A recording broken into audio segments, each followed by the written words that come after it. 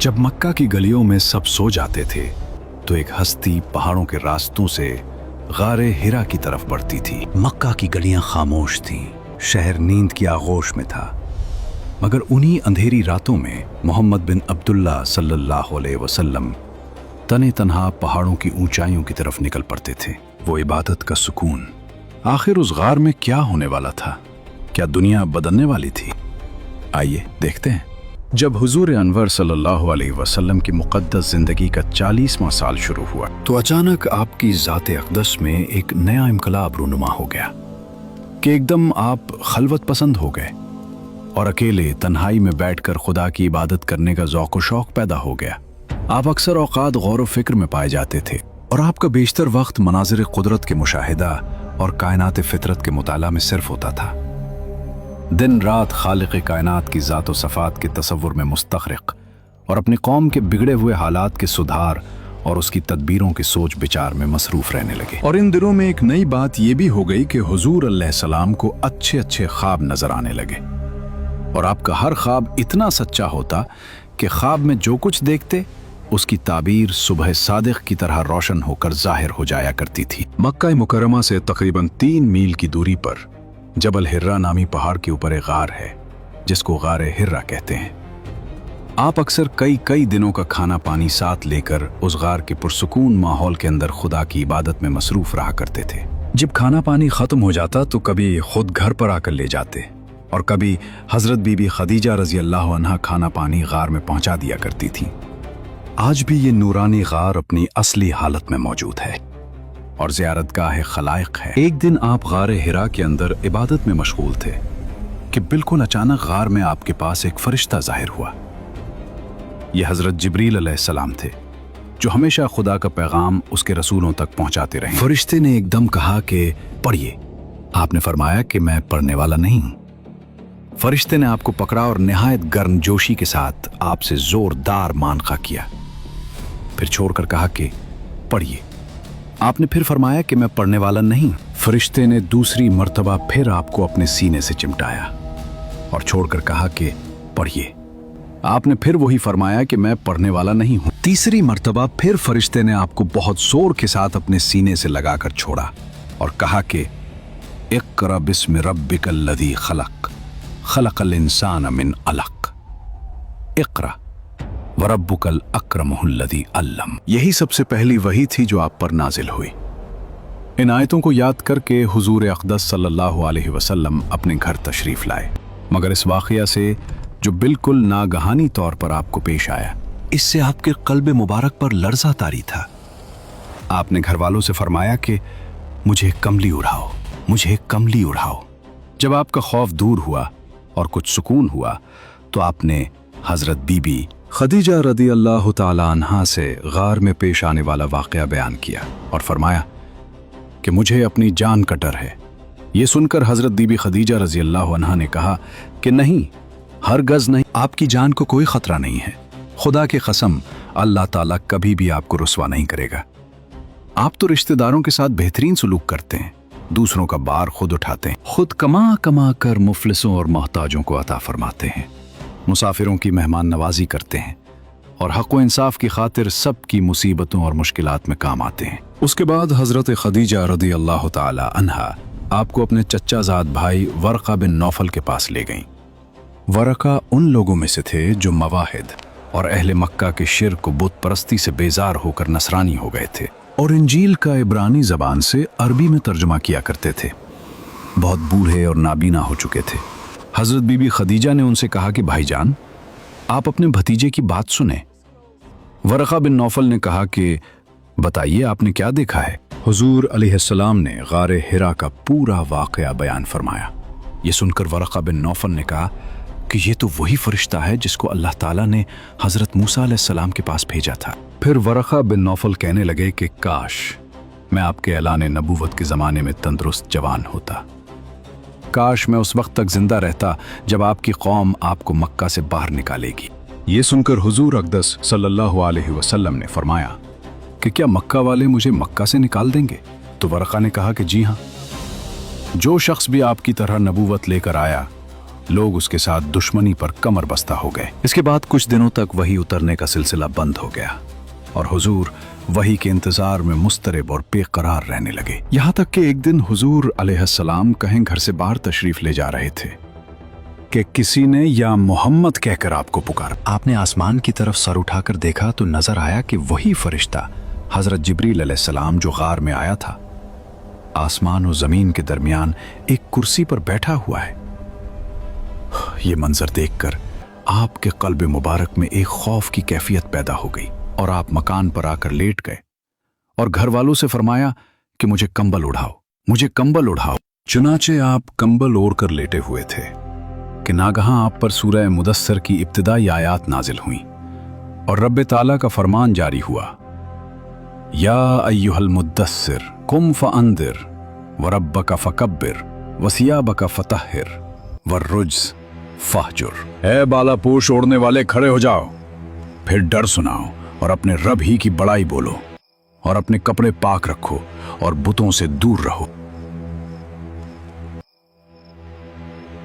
3 बरस तक हुजूर अलैहिस्सलाम इंतहाई पोशीदा तौर पर निहायत राजदारी के साथ तबलीग इस्लाम का फर्ज अदा फरमाते रहे और इस दरमियान में औरतों में सबसे पहले हजरत बीबी खदीजा रदी अल्लाह ताला अन्हा और आज़ाद मर्दों में सबसे पहले हजरत अबू बकर सिद्दीक रदी अल्लाह ताला अन्हु और लड़कों में सबसे पहले हजरत अली रदी अल्लाह ताला अन्हु और गुलामों में सबसे पहले हजरत ज़ैद बिन हारिसा रजी अल्लाह अन्हु ईमान लाए। फिर हजरत अबू बकर सिद्दीक रजी अल्लाह अन्हु की दावत और तबलीग से हजरत उस्मान, हजरत जुबैर बिन अवाम, हजरत अब्दुर्रहमान बिन औफ, हजरत साद बिन अबी वक़ास, हजरत तलहा बिन उबैदुल्लाह रजी अल्लाह अन्हुम अजमाइन भी जल्द ही ईमान लाए। फिर कुछ मद्दत के बाद बहुत से लोगों ने इस्लाम कबूल कर लिया। हुजूर की चच्ची हजरत उम्मुल फजल, हजरत अब्बास बिन अब्दुल मुत्तलिब की बीवी और हजरत अस्मा बिन्त अबू बकर भी मुसलमान हो गईं। इनके अलावा दूसरे बहुत से मर्दों और औरतों ने भी इस्लाम लाने का शरफ हासिल कर लिया। इसके बाद मर्द और औरतें इस्लाम में जमात दर जमात दाखिल हुए, यहाँ तक कि मक्का में इस्लाम का जिक्र फैल गया और लोगों में इसका चर्चा हो गया है। ये लोग छुप छुपा कर मुसलमान हुए थे और रसूल सल्लल्लाहु अलैहि वसल्लम भी छुप छुपा कर ही उनकी रहनुमाई और दीनी तालीम के लिए उनके साथ जमा होते थे, क्योंकि तबलीग का काम अभी तक इनफरादी तौर पर पसे पर्दा चल रहा था। इधर सूरह मुद्दस्सिर की इब्तिदाई आयात के बाद वही की आमद पूरे तसलसल और गर्म रफ्तारी के साथ जारी थी। इस दौर में छोटी छोटी आयतें नाजिल हो रही थी। फिर इन आयतों में नफ्स की खूबियां और आलाइश दुनिया में लतपत होने की बुराइयां बयान की जाती थीं और जन्नत और जहन्नम का नक्शा इस तरह खींचा जाता था कि गोया वो आंखों के सामने है।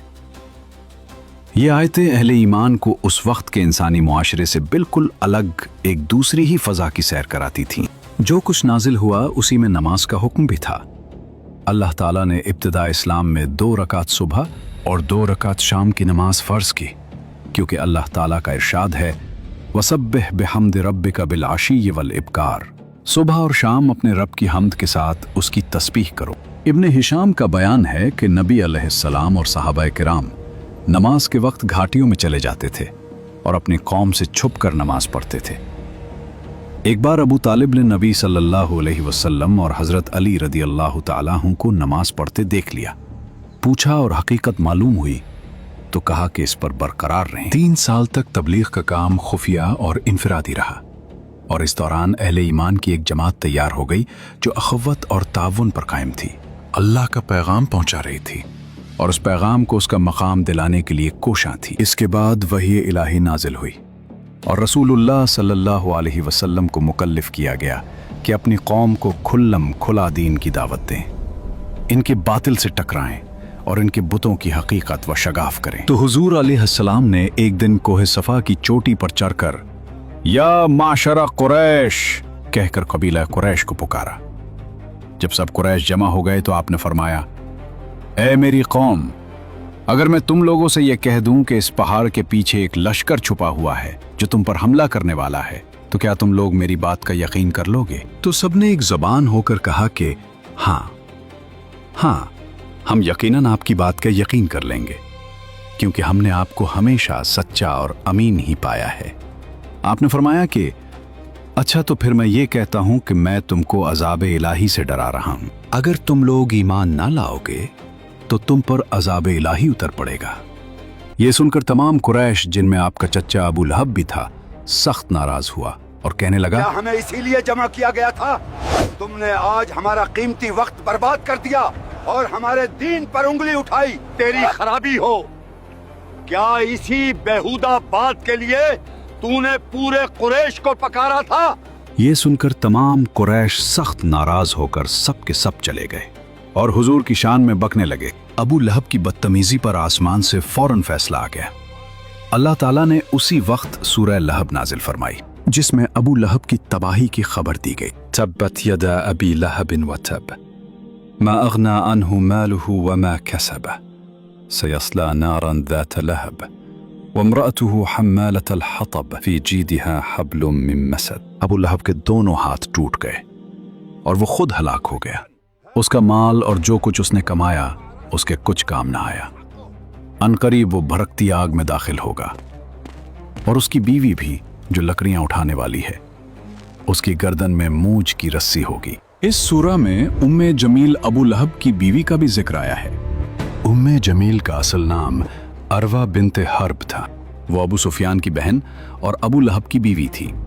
उम्मे जमील सिर्फ अपने शौहर की दुश्मनी में उसका साथ ही नहीं देती थी, बल्कि वो खुद भी उस अदावत में पेश पेश रहती थी। मक्का की गलियों में तेरा सच नहीं चलेगा मोहम्मद। यहाँ हम कांटे बिछाते हैं, फूल नहीं।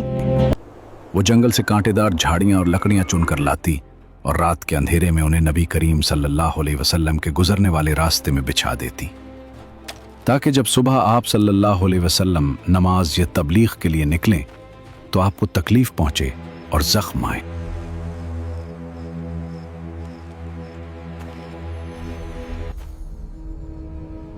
उम्मे जमील के पास एक निहायत कीमती हार था।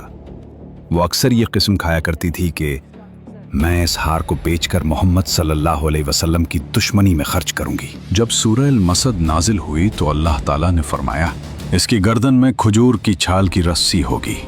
ये दरअसल उसके इसी कीमती हार का रद्द था। इसका तकब्बुर ये था कि वो सोना पहनती थी, मगर अल्लाह ने उसे बता दिया कि इसकी असल पहचान वो बिट्टी हुई रस्सी है जो उसे जहन्नम की तरफ ले जाने वाली है। सूरह अल-मसद के नाजिल होने के बाद उम्मे जमील गुस्से में आपे से बाहर हो गई। वो हाथ में एक पत्थर लेकर नबी करीम सल्लल्लाहु अलैहि वसल्लम को ढूंढती हुई निकली और काबा के पास पहुंचकर आप सल्लल्लाहु अलैहि वसल्लम के बारे में सख्त बातें करने लगी। मैंने सुना है वो मेरी बुराई करता है, खुदा की कसम। वो इस कदर अंधी हो चुकी थी कि सामने तशरीफ फरमा नबी सल्लल्लाहु अलैहि वसल्लम भी उसे नजर। अल्लाह ताला ने उसकी आंखों पर पर्दा डाल दिया था। ये इस बात की वाज़ेह दलील है कि जिनका तकब्बुर अल्लाह तोड़ देता है, उन्हें फिर हक दिखाई देना बंद हो जाता है। उनकी सारी चालाकी और शान एक ही लम्हे में खाक में मिल गई। अब उम्मे जमील और अबू लहब दोनों मियाँ बीवी की दर्दनाक मौत होनी थी। अबू लहब एक इंतहाई खौफनाक जल्दी बीमारी में मुब्तला हो गया, यानी स्किन डिजीज, जिसे अलदसा कहा जाता था। ये बीमारी ताउन की एक शक्ल समझी जाती थी। इसके पूरे जिस्म पर फोड़े और जख्म निकल आए, जिनसे शदीद तकलीफ और बदबू फैल गई। बीमारी की शिद्दत और बदबू इस कदर ज्यादा थी कि उसके अपने बेटे और करीबी रिश्तेदार भी उसके करीब जाने से खौफजदा हो गए। यूं वो बिल्कुल तन्हा और बेयारो मददगार हालत में मर गया। इसकी लाश 3 दिन तक घर में पड़ी रही और सड़ने लगी। आखिरकार लोगों ने खौफ के मारे करीब जाने के बजाय दूर ही से पत्थर फेंककर या दीवार गिराकर उसे दफन किया। अबू लहब को अपने खानदान और अपनी ताकत पर बेहद गुरूर था, मगर अल्लाह ताला ने उसे ऐसी इबरतनाक मौत दी कि वही खानदान जिस पर वो नाज करता था, उसके जनाजे को हाथ लगाने से भी खौफजदा हो गया। उम्मे जमील की मौत भी बिल्कुल वैसी ही इबरतनाक हुई जैसा उसका अपना अमल था। वो जंगल से कांटेदार झाड़ियां और लकड़ियां इकट्ठी करके रस्सी से गटा बांध कर लाया करती थी। एक दिन वो लकड़ियों का भारी गठा उठाए जा रही थी। रास्ते में शदीद थकन के बाइस वो एक पत्थर पर बैठ गई। जब वो दोबारा उठने लगी तो गठा पीछे की तरफ लड़क गया और उसकी रस्सी उम्मे जमील के गले में फंस गई। रस्सी इतनी सख्त और मजबूत थी कि उसका दम घुट गया और वो वहीं तड़प कर हलाक हो गई।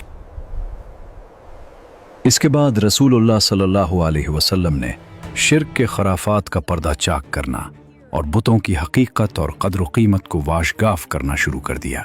अब वो वक्त आ गया अल्लाह ताला ने ये हुक्म दिया कि ए महबूब अलैहिस्सलाम, आपको जो हुक्म दिया गया है उसको अलल ऐलान बयान फरमाइए।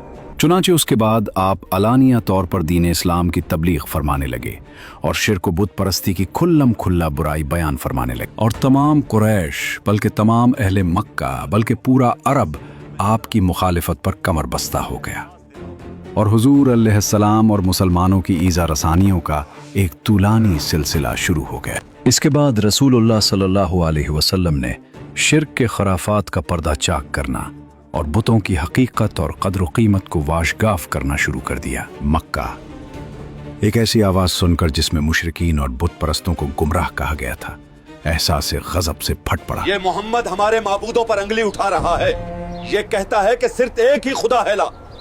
क्या ये हमें पागल समझता है? गोया बिजली का करका था जिसने पुरसुकून फजा को हिला कर रख दिया था। इसलिए कुरैश इस अचानक फट पड़ने वाले इनकलाब की जड़ काटने के लिए उठ खड़े हुए। कुफार मक्का खानदान बनु हाशिम के इंतकाम और लड़ाई भड़क उठने के खौफ से हुजूर अलैहिस्सलाम को कत्ल तो नहीं कर सके, लेकिन तरह तरह की तकलीफों और इज़ा रसानियों से आप पर जुल्म सितम का पहाड़ तोड़ने लगे। चुनांचे सबसे पहले तो हुजूर अलैहिस्सलाम के काहिन, साहिर, शायर, मजनून होने का हर कूचा और बाजार में जोरदार प्रोपेगेंडा करने लगे। आपके पीछे शरीर लड़कों का घोल लगा दिया, जो रास्तों में आप पर फप्तियां कसते, गालियां देते और ये दीवाना है का शोर मचा मचा कर आपके ऊपर पत्थर फेंकते। कभी कुफार मक्का आपके रास्तों में कांटे बिछाते, कभी आपकी मुकद्दस और नाजुक गर्दन में चादर का फंदा डालकर गला घूंटने की कोशिश करते। आपके मोजज़ात और रूहानी तासीरात और तसर्रुफात को देखकर आपको सबसे बड़ा जादूगर कहते। जब हुजूर अलैहिस्सलाम कुरान शरीफ की तिलावत फरमाते तो ये कुफ्फार कुरान और कुरान को लाने वाले जिब्रील और कुरान को नाजिल फरमाने वाले अल्लाह ताला को और आपको गालियां देते और गली कूचों में पहरा बिठा देते कि कुरान की आवाज़ किसी के कान में न पड़ने पाए, और तालियां पेट पेट कर और सीटियां और बजा बजा कर इस कदर शोर गुल मचाते कि कुरान की आवाज़ किसी को सुनाई नहीं देती थी।